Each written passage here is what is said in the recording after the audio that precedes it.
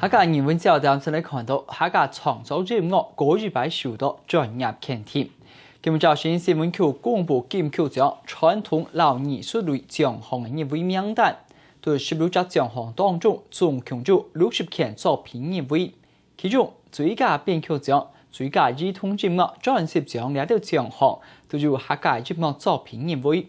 今年嘅金曲獎傳統藝術類嘅獎項，無論係參賽嘅作品、參賽嘅概念，亦係參賽嘅單位，報名數量都打破往年嘅紀錄，所以本年入圍嘅客家創作節目變得很難得。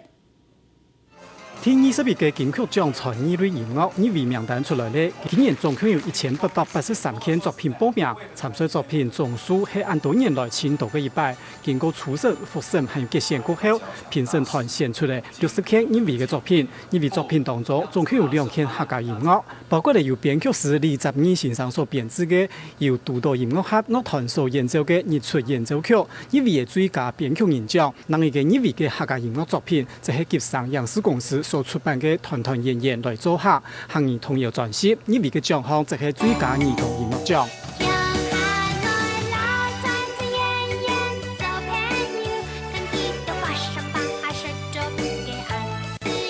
在不負大家期望下，在去年年底完成這張專輯。那當初也想說，要不要報金曲獎，又是一個掙扎了。那我們只認為說，我們是要對子孫負責。做一個客家像樣的童謠專輯，團團圓圓來做客童謠專輯，係由新一代客家歌手池前順所主創嘅，又加用小朋友親喜歡嘅童話妙用來當作童謠當中嘅主角，希望家庭發拍嘅童謠帶小朋友接近講嘅客家文化。另外，入圍最佳編曲人獎嘅歌曲，而出一條歌嘅，就係一首以古典音樂手法表現嘅客家歌謠演奏曲。編曲人李澤義雖然我唔係客家人，不過受到客家傳統嘅日出雅協嘅港土文化，用音樂嘅方式作為親接權嘅表現。